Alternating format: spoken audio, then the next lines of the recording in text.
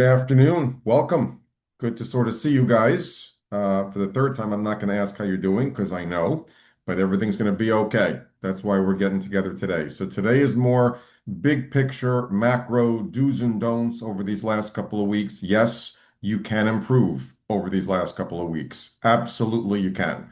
But we're going to talk about some of the common mistakes on why people don't improve, why you can, how you can, and to make sure that you're focusing on your own individual, what I call fundamentals for improvement, which is why I like to say, and I said this at the beginning of bar prep, and I always say it to all my own students, stay off Reddit, okay? Those people are crazy. That's why they're on Reddit, okay? Stick to the fundamentals. Yes, everyone's in a little bit of a different circumstance. But you know, in bar prep, if you ask five people, what should you do about X, you're going to get 25 opinions. And that makes you even more stressed. The good news about getting to this stage in your academic life, so to speak, is you know what works for you. You know what works for you. You know if you're a morning person, an evening person, you know when you hit the wall, you know when it's enough. So just be honest with yourself. I always say this is the most individual exam you'll ever take. So when you're sitting at that table in those convention centers, you have to have that inner confidence. Hey, I've done everything I can. I've done it the right way. So when that proctor says begin, you know in your own gut, I'm ready to take the test, which is what we talk about today for the last couple of weeks about how to practice taking the test. Common mistakes. No balance in your day-to-day prep. Okay, you want that balance. So I always talk to all my communities out there. Some of you are taking 2 days, the writing portion, whatever your jurisdiction, and the MBE. Some of you just taking the MBE. So certainly for all of those of you that were in the commercial course, doing 2 days or doing your own thing, but taking to 2 day course, you got to balance your writing portion along with MBE. Every day will be a little more of one and a little less. I'm the one who said to you last month, hey, over focus on MBE in June so you can get to essay prep in July. I meant that, but that doesn't mean now try to write 7 essays and stop doing MBE because I warned that after the simulated exam, if you took that, for those people that did well, that number goes right back down again when you overemphasize only the essay. I'm good at MBE, and some of you may have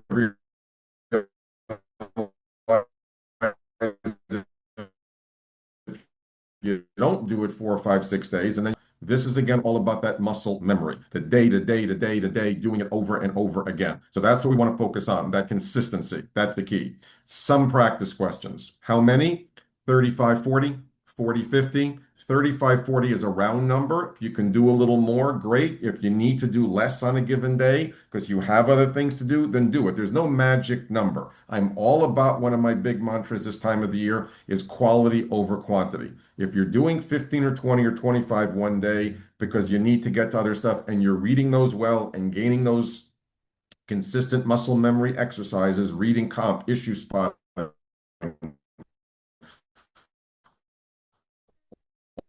all the things we talk about, then that's done. Why am I 52? Because you're practicing poor reading habits.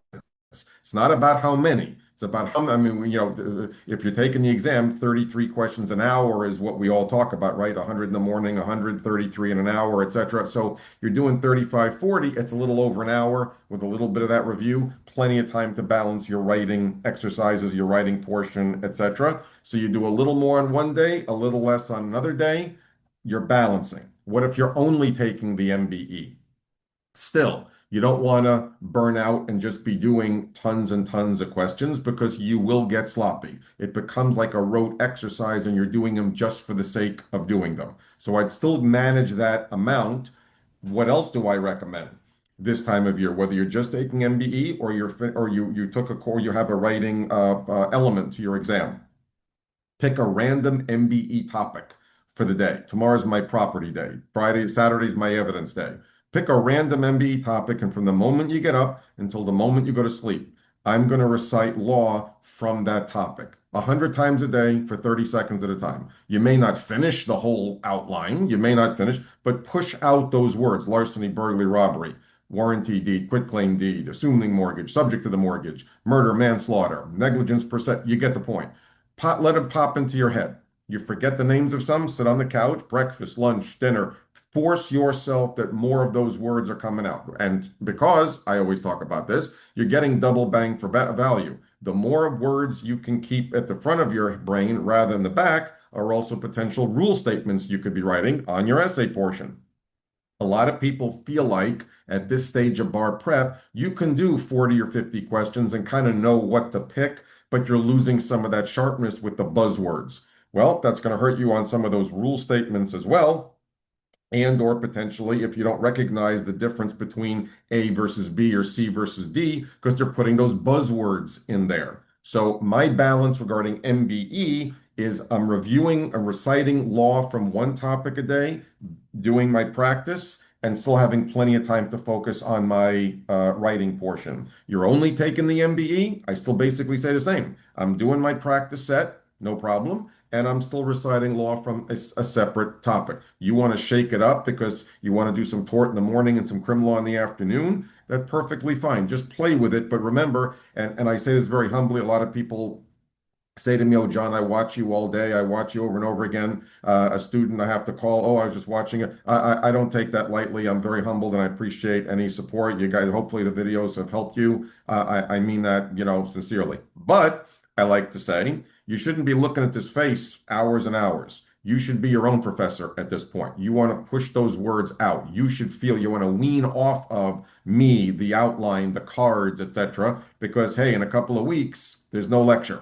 So you forget something and you say, boy, it's been a couple of weeks. I need to go back and check. You got your card, you got your outline, you need to rewatch a portion of a lecture just to kind of get that context. That's all fine, of course. But don't watch for the sake of watching. You've watched it enough, it got in there. The question is, are you able to retain it quickly? And to me, that comes from repetition and recitation. That's where you want to feel more of the law. Not all of it, but more of it. So big picture, balance, writing plus MBE. For MBE, small but definite mix set, reciting law. As far as your mix set is concerned, I do recommend now that you're doing the questions in what they call exam mode, one question after the other, obviously, so you don't see the right answer, the wrong answer until the set is over. To gain that consistency and to get off of that, I'm a genius, I'm an idiot, that whether I got the question right or wrong, that's how also you build that stamina moving forward. There are a lot of people who say property's still causing me a problem, John. Civ Pro, whatever that subject is. Okay. Should I do a separate set just in that isolated subject? Sure. If you feel that there's a subject that's significantly lower that you're still working on, that's perfectly fine. And if you know you're working on it, then I would remove it and I would be doing the mix set from the 6 subjects and removing that one completely. Because otherwise, you miss 4 or 5 questions in the bad subject from your big set, and it's going to affect the numbers, and it's not a real indication of where you're at. So, again, do what you know you're confident in. You want to keep a few of those things separate. That's perfectly okay.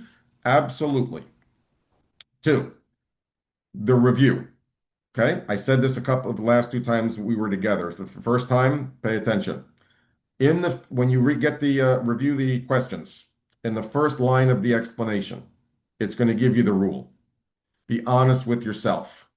If you got the question wrong and you're looking at the explanation and you say, I forgot that. I forgot that element unavailability. Oh, and permanently deprived. I forgot the piece of the rule. Okay, you write those down on a piece of paper. And when your review is over, you run around your house and you recite those rules and you memorize those rules because after all this time, those are the ones that you're forgetting. Okay, great. And those are the ones you prioritize for more of that memorization and recitation. Fine. But if you miss the question, it's like, I knew that. I knew that. Then reading the rest of the detailed explanation is a waste of time. You want to go back in the facts and see did you miss the issue? Did you find the issue, but you let the language of the answer get in your head? What reading problem did you have on that question? Did you go too fast? Are you starting to anticipate where the question is going? Are you not contrasting the difference between A versus B? You follow what I'm saying? So focus more on the facts and the difference between the right and the wrong rather than on just, oh my God, let me learn some new minutia of law. Too late for that. Everything is still based on the basic definition. So focus on the definition. If you know you knew it, go all in on what did you miss, what did you not see. Study those hypos because that's the biggest improvement you could make over the next couple of weeks is realizing how and why you're making the reading mistakes because you will feel that in the exam. Oh, yeah, I remember I did a question like this. I went too fast. Slow down. Oh, I didn't see that. Let me pay attention. The more you're focusing on that, man, you will be able to get another 5 or 10 questions right just from saying, I remember this kind of question. This is what I always do. I'm not doing it today. That's different than just doing 30, 40, 50 just to say you did 50. What's my score? Let me do another 50. Because now literally you're just repeating the same mistakes. So when you're reviewing, always be asking the why, as I call it. Was it the law? Was it the reading? Fix the rules, really study the reading, and that's how you begin to improve each day. What about the weird question, John, that 30% of the country got right? The weird case, the weird remedy. Throw them in the garbage. Don't waste a second on that. That's part of the 35% or so you can give them, and you're still going to be a lawyer. You don't have time to worry about that. I do say, and I promised in June, and now here we are in July. Hey, you're doing your practice set and you miss a question, and when you're reviewing, you say, oh, that's a reformation question in contracts. It basically always comes down to that clerical error thing. So basically, when I see a reformation question, I should just be looking for clerical error. You don't have to read the outline. You may not have seen that before, but now in July, some of those questions just like pop up. Oh, so basically that's all I need to do. Okay, so when I see that, it's basically just that. I think I can get that right now. And you add that to your list. Great. But don't be studying minutia for 6 hours about water rights, okay? You'll never remember it. But you can see more questions as you're missing them and say, if I just kind of take a mental screenshot of this hypo, if I see this and this is what happens, I think I can get that right. There's a lot of those questions. They're not going to come up a lot. You may get one, per topic, but one more per topic could be a huge difference. So remember, you're just trying to get as many as you can, not all, and not worry about what you're going to not understand. What do I always say? This exam is literally based on how many questions you can get right based on the law you can know and should know, and not about the stuff that you can't and will never figure out. Get more of the rules sharper in your head, make fewer reading mistakes, and all of a sudden your score is skyrocketing. That's what I'm trying to get across. I said back when we first met, I'll say again, if between now and the bar you got one more question right, one more, based on a rule you're not confusing anymore, and you're making one fewer reading mistake per topic.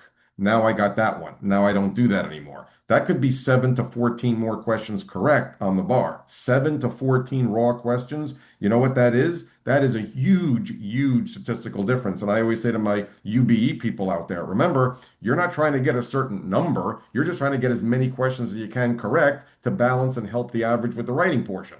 In Florida, we have a number that's kind of a cutoff. You either pass or fail the MBE. But I say to my Florida people, who I love, even if you miss that number by one or two or three, hey, the writing portion can take you over the top two. So again, every one you can get gets you closer and closer to where you're at. But for most people, you're just trying to get as many questions as you can correct. The bad subject. Okay, what if one's really, really low, John? As I said, if you feel that it's more the reading, I think I'm pretty good with the law, then you want to do a separate set of those questions per day, small, not 50, because you'll just see the same questions over and over again. That's perfectly fine. You feel like, hey, after all this time and all this studying, I think I'm getting sloppy with the law. I'm doing these questions, but I think I'm just guessing too much. Then you want to take a good hour or two review, or a kind of a good reboot in terms of the law on the subject. That would be a good idea. Would I say just sit and read outlines all day? Absolutely not. You got to trust what you know eventually. This is the time to do it. That's why I say don't just be watching the lecture over and over again. Watch it, outline it, and now use it to help you get the questions right. So again, set of mixed and exam mode daily. Reciting law from at least one topic per day to keep everything juggling. Again, you do that for a week. At the end of the week, you can do it all over again. You do a few subjects a day, whatever the case may be. The more the words are fresh, the easier and the more that you're going to spot them when you see them in the answer choices. Balance with your writing. That is huge because remember, if you're doing 2 days, the writing portion, of course, is first. So I always say, and you feel this yourself, when you're doing these questions, even if you're doing well, I'm in a good place, my karma, this, the good headspace, everything is clicking, you're still ultimately going to be making some of those educated guesses on some of the questions. Those only go well if you're doing that from a position of confidence. If Tuesday doesn't go well, no one walks in that room feeling like I'm going to crush the MBE. So you got to get over Tuesday to get back to the hotel and feel like, okay, thank God I practiced. Thank God he yelled at me. Yeah, I did fine. I mean, I wish I had more time on one. I didn't get to talk about this on another. There's the typical essay garbage. But you know in your gut, yeah, I covered my butt. I got half those points. I did okay. Now you relax and you say, okay, now I'm excited to go take the MBE because I know the 200 questions are coming. I know the basic rules. I've seen these questions and I'm going to be okay. That's when you're confident and you can perform well. What about those 100 question exams, John? Is a goal to do all of them before the bar? No. I won if you, those 100 question sets that are on AdaptiBar. You don't need to be doing all of them. They're great practice. Yes, absolutely. What I would do, I would certainly do them if you haven't done any. I would certainly do one this weekend if you were planning on doing it. Again, I don't think I'm much more focused on how you're doing stat wise.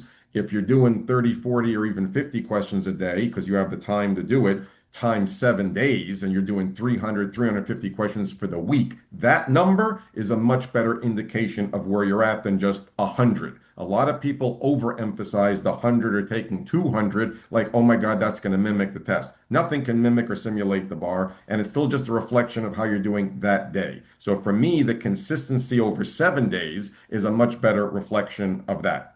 One day a week, you generally will have a lower score. Why do you bomb on one day? Because some days you just hit the wall and you pushed a little too much. You weren't in the right headspace. It just happens. I always say, knock out the high, take out the low, and what were you averaging over those 250 or 350 questions? Again, that's the better thing. Also, the overall number versus now. You really want to focus on how are you scoring in July. You've got the settings button there with past performance, and you can play with the calendar and really focus on what you're doing today, yesterday, the day before, since July 1st, since July 2nd. Don't worry about the overall because the overall number isn't going to move much. You use the first thousand or questions or more to learn, to build, to make all the mistakes, etc. And once you've done X number of questions, your overall number isn't going to improve much. So even if you did 50 today and you scored 49 out of 50, and then you look at the overall number, oh, it was 62.3. I really wanted to go to 63. It's what I call your chasing stats. Forget that. You're scoring that 60, 70% today. Fantastic. Go to sleep, do it again tomorrow. Grind out these next couple of weeks, focusing more on your day-to-day performance. But also, as far as those 100 question exams, if you're doing any, you want to do them this week into early next week, not too close to the bar. It's too much pressure. And if God forbid you just have a bad day, it's too much stress. And I also say, again, for those of you doing 2 day exams, you do 100, that's 3 hours. Then the review, you're basically taking a whole day for MBE, and that's a whole day almost you're not focusing on writing. So that's where I always say split the difference and be more balanced. Then on a Saturday or a Sunday, you say, hey, I can sit down in the morning and I could do 100 and I'm okay. Fine. That's perfectly fine. Don't get obsessed over that. Again, it's the consistency that if I wake you up at 3 o'clock in the morning a week and a half from now and I say, go do 40, no matter what the rules were, no matter what the questions were, can you get 60, 65%? That's a better indication rather than just that you luckily guess. Next, the people that are seeing repeat questions. I've done a ton of questions, John. I see the questions over and over again. Okay, that's going to happen with every program at this point for students that have done a lot of practice. There's no way to kind of avoid that, which is why I also say don't just be doing questions for the sake of doing them. What happens? You get a question pops up and you say, I remember this one.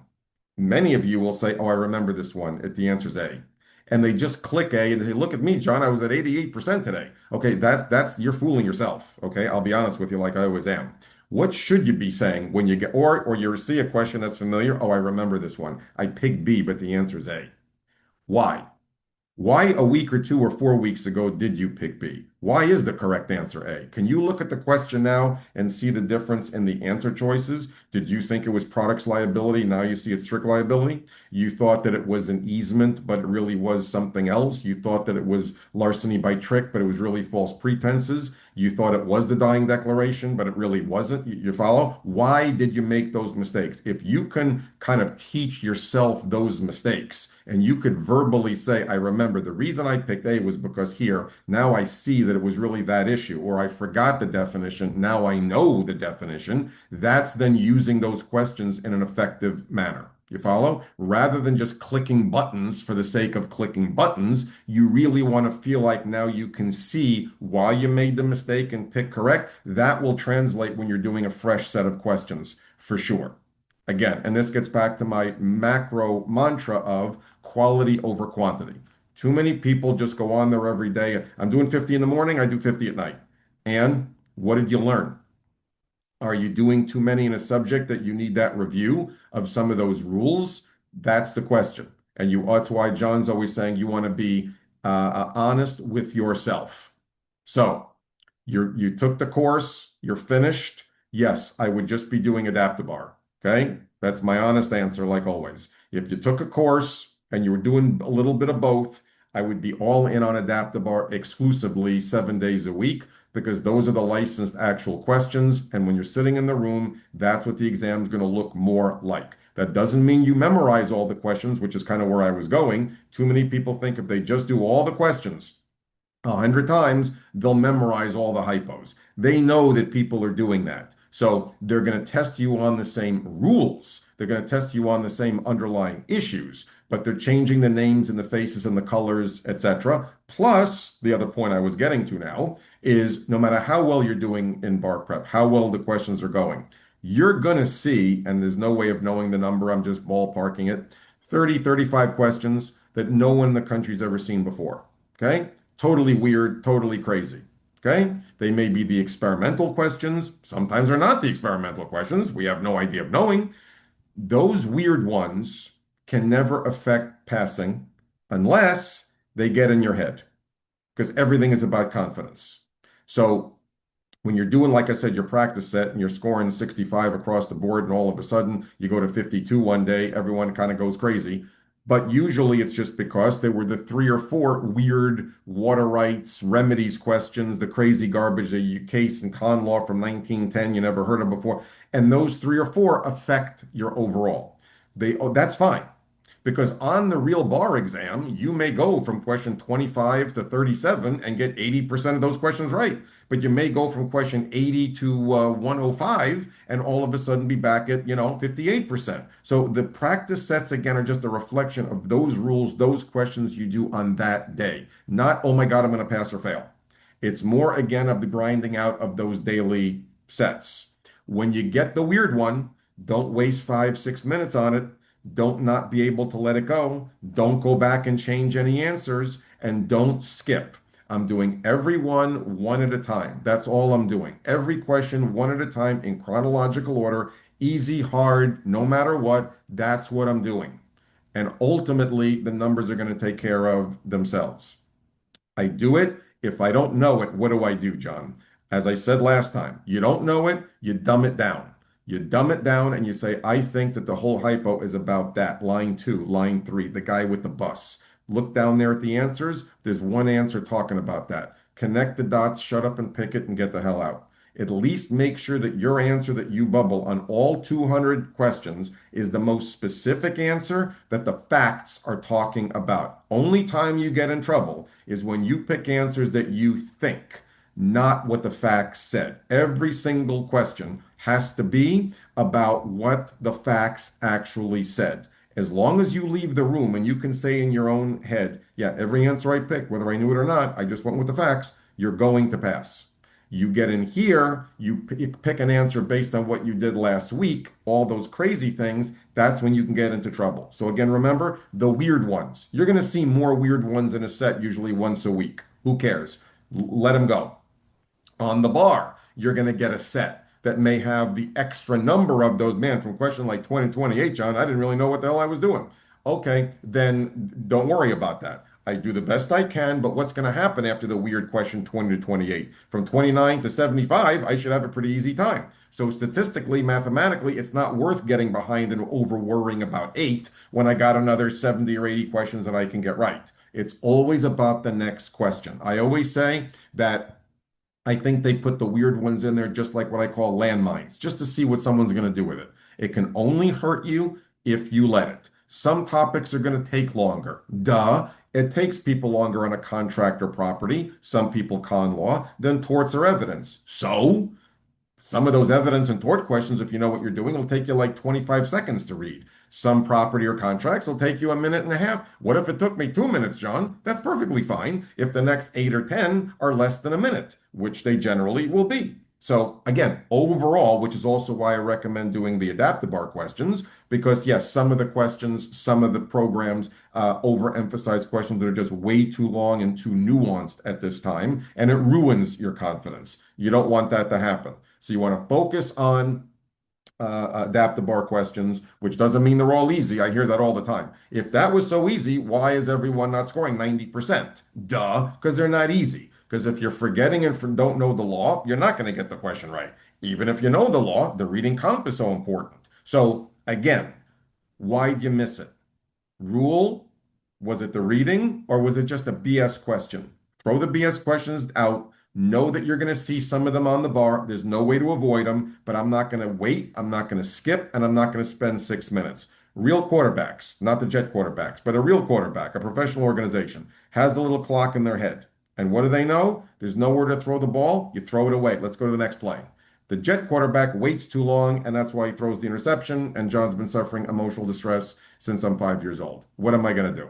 You be a smart test taker. You understand? Manage the test the right way. That's consistent reading. Have the little clock in your head. It's too much. What's it about? I think it's about that line. A, B, and D are stupid. Pick C. I talked about this for the simulated exam, and you're going to see this on AdaptiBar in a lot of questions. You'll see it on the bar. The questions where you know where it's going, you know the law, you get down to the answer choices, and then you don't see something that you recognize, right? The weirdly worded answer choice. I am always talking about this. This is why John's language, and you do whatever's comfortable for you. I always say in your voice here has to be, what is each answer about? Every answer choice is about something. There are 15, 20 questions on the exam where you'll say, I think it's about that issue. I don't like any of these answers, but I know that A, B, and C are not the correct answer. Those are totally, that's statute of fraud. That's repudiation. That's the non-conforming goods rule. I don't know what D means, but you know what? I'm going to shut up and pick it because literally it's the only answer that could match the facts. That's a smart test taker. Just going eeny, meeny, miny, mo, picking the weird Latin phrase just because it's the weird Latin phrase, now you're going in here. So no matter what, I know where this is going, but I don't like that answer. I never saw that answer before. Remember, think about it this way. If you know all the law, you're a walking Wikipedia of law. What could they do to prevent you from getting enough right? Give you something, an answer choice that's worded in a way you haven't seen it before, which is why I said the first time we got together, don't be one of those pattern people who just looks for the pattern. Every time I do a strict liability question, John, I just pick abnormally dangerous. Okay, well, you're going to get half of them right, but you're going to get half of them wrong because sometimes it isn't abnormally dangerous. Sometimes the buzzwordy phrase is correct, sometimes it's not. And again, that's where the reading comp comes from, which is why in these last couple of weeks, you want to over focus on the reading comprehension. I'll say it again because a lot of people ask me, but what about timing, John? Remember, again, especially in a UBE jurisdiction, the goal is it's not a speed test. The goal is to give yourself a chance on all 200, obviously, but the goal really is to get more right. That's the key. So if you're reading so fast that you're making all these reading mistakes and you don't see, oh, he didn't intend, oh, it was the other guy, oh, I didn't see that, then those are free questions they're giving you if you slow down. It's better to get more of the first 95 right than worry about the last five. It's math. Okay, get more questions right. And what happens is the more focused you are in the facts, the faster you're going to go in the answer choices, which means you will not have a time problem because John believes that most, not all, most time issues are I didn't know the law, so I'm staring. I read too fast, so I'm looking at the answers and I don't know what I'm looking for. That's why you have to go back and reread the hypo. That's why you're getting it down to two. That's the real time problem. If you know the law and you read the question correctly, you're not going to have any problem with time whatsoever. And on the bulk of these questions, you'll be done early. That's the point. So focus more for these couple of weeks on the reading part of the test. Acknowledge what rules in any subject you're struggling with. Go and put those back in your head. But don't watch, highlight, and recite. The key when you're getting on the program to do those practice questions isn't what you're watching, it's what's here and what's at the tip of your tongue so you know what those buzzwords are all about. You have no idea? I think it's about that. That's the only answer that matches. Shut up and pick it and get the hell out. Am I saying you're going to get all those questions right? No. I'm saying you're going to pass the bar because now you're not going to fall behind. You're going to stay confident. And that's what we call muscle memory. Every answer I pick is because that's what that thing said. I connected the dots, I shut up and picked it, and I moved along. The more consistent you do that, the better you're going to do. No doubt about it. And that's why I believe so strongly that many students actually can peak on exam day. They actually score their highest score on the actual bar because they've told me, hey, John, there were like 6 or 7 questions in the morning. I knew that I was getting those wrong for the last month, but I now saw why I was getting them wrong. And I literally said to myself, not today. Not, now I know how to read that question. I always picked A. That was the stupid answer. Now I picked C. Now you get 4 or 5 in the morning and 4 and 5 in the afternoon. You never got right. Holy bleep, that's another 8 to 10 questions. Jesus, that could be 15, 16 scale. Who knows how many points that really is? That's what I'm talking about. You learn from the mistakes. Don't freak with the number every single day. Don't obsess. I know it's easy for me to say, but focus more on the reading and the why. You stay balanced with the writing and the MBE, and you're okay. So again, I always say this, I'm not trying to be a used car salesman. I don't like talking about this, but we're here to help you. So if again you feel, because a lot of people will tell me this, I feel like I'm focused too much just on law and my reading. I'm in my head too much. I need a reset about how I'm reading the questions. Please remember there is a video on AdaptiBar called Mastering the MBE. That's a separate video, not substantive, but that's all about me saying a lot of these things about how to read the questions, how not to get it down to two. So if you feel like you're kind of hitting a ceiling with your performance because it's just the law and you're out of your head with the reading part of it, you're not confident, you're second guessing all that stuff, that Mastering the MBE video could hopefully kind of just give you a little reboot, a refresh, rewire how you're reading the questions. So just as an aside, if you watch it already, fine. If not, if you're late to us now, that is a separate video. Again, that's really all about approach and reading comprehension. Weekend before the bar. Should I be doing questions the night before, John? If you're taking both 2 days, writing portion, I'm always of the opinion Sunday before the bar should be your last day doing fresh MBE questions. So Monday, you go all in with your essay-esque writing prep, and you go in Tuesday really feeling good about that. You're just taking the MBE, so Monday could be your last day doing fresh MBE questions. What should I do Tuesday night or Wednesday morning? Should I do a quick set, John? No, I don't think so. And should I be reviewing the law? I'm not a big proponent. That's why I always say, whatever you know, you want to trust it. Some people will feel more relaxed, will feel more confident if they're just reviewing the rules to themselves. If you feel that will help you, then of course you should do it. What I really think is a great thing to do is over the next couple of weeks or as you're doing your practice sets, get to that last week or weekend and have 10 or 15 of the stupidest reading mistakes you make over these next couple of weeks. Flag them. Have a little report or a flag. I'm going to focus on these 10 or 15. And that Tuesday night or the Wednesday morning before you leave your hotel, you reread and re-review your own worst silly mistakes and see how obvious the right answer is. I can't believe this. I read so fast. He's always saying slow down. Oh, it was obviously, I just got it down to the guilties. I didn't see the difference between the two guilty answers. One talked about murder, one talked about manslaughter. If I slow down for 5 seconds, you get what I'm saying. If you really make yourself see how many more of those were right in the bag for you, you get a lot more focus. Damn it, when I go in that convention center, I'm not doing that. And that's what really over focuses you on the reading part of the test. If you're just reading outlines in the hotel, do it if it's going to help you calm down or there's a subject you want to review, yes. But in addition or instead of, I'm all about reviewing those reading mistakes because it really pushes your focus to, man, I just got to be careful. Man, I got to slow down. Although if that's the last message you want to send to your head. When people see me in the convention center in Florida, any last words, John? Yeah, slow down and read. That's the number one goal on this test. Okay. So the night before, morning of, I'm much more about the reading exercise than I am about, oh my God, should I be doing a quick set? Absolutely not. Good? Good. As you're practicing now, you get tired. On the exam, if you took a a simulated exam, I said this the first time, I'll say it again now. If you're beginning to see after 20 questions, John, I hit a wall. After 35 questions, I hit a wall.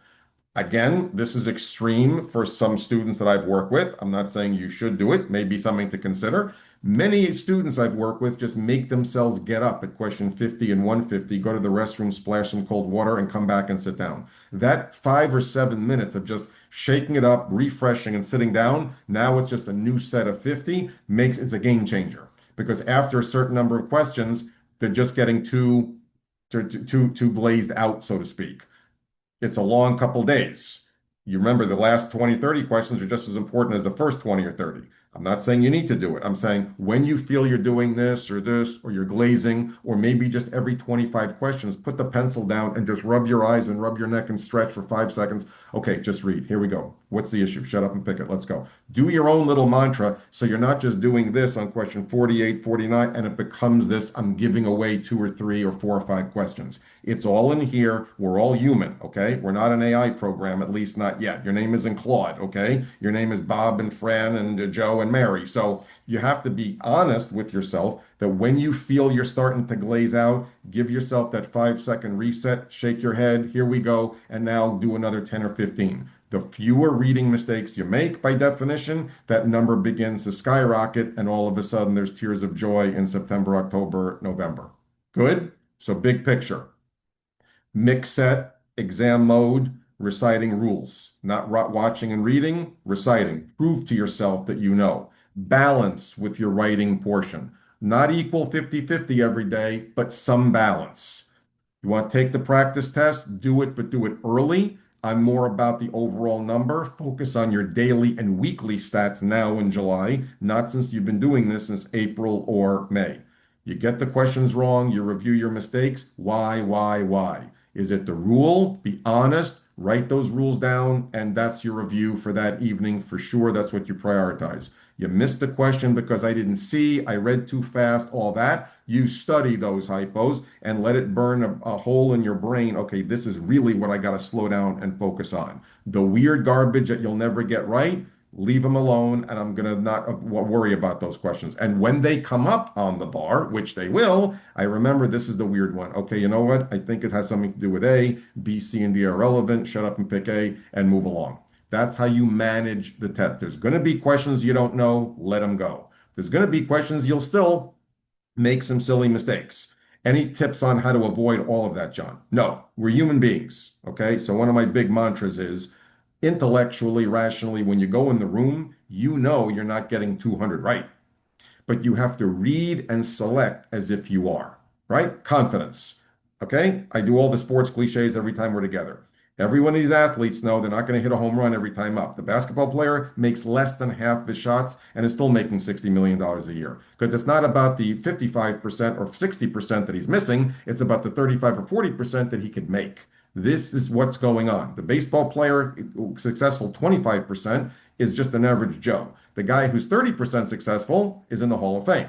The little difference between the success and the failure is confidence. I may go over 3 in a baseball game, but then I'm going to get a hit in the ninth inning. I may have missed the last 10 shots, but I'm going to make the next one.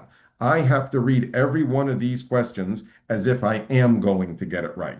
I know I'm not, but that's why I come back to how do I do that, John? By making sure that every answer I bubble in is based on what I read in that fact pattern. And if you do that, there will be enough points to pass. Keep yourself consistent. Keep yourself focused on the rules because the more confident you are with the law, the more confident and focused you're going to be on the reading. If you see the question, John owns Greenacre, and you hate property, you're mentally already checked out of the question. You got to be engaged and give yourself a chance on every single question, whether you know the law or not. But that's why we're always pushing more of the law as much as you possibly can. Leave the weird, get what you can. Be confident when you read, and most importantly, confident when you select that answer, because you know that that answer is the most specific to the facts. Issue spotting, connect those dots, stay confident and aggressive, good balance, focus your review of your stats more on the week, not every single moment of every single day. Don't over obsess with the questions. I'm just learning every day. That's why it's still called practice. Okay. It's still called practice. So if you're at 90% tomorrow, there's no guarantee you're going to pass. If you're at 52, it doesn't mean you're going to fail. The question is over a couple of hundred, can I get more consistent and not have the very highs and the very lows and make more of the numbers consistent? And if you do read better, meaning I'm more focused on the facts, I'm more focusing on what answer I'm looking for, that will also improve your timing and your consistency for sure. So when you get into those answers, what are you going to be able to do? Shut up and pick it. Go get them, stay confident and aggressive, shut up and pick it, and we'll see you on the other side. Go get them.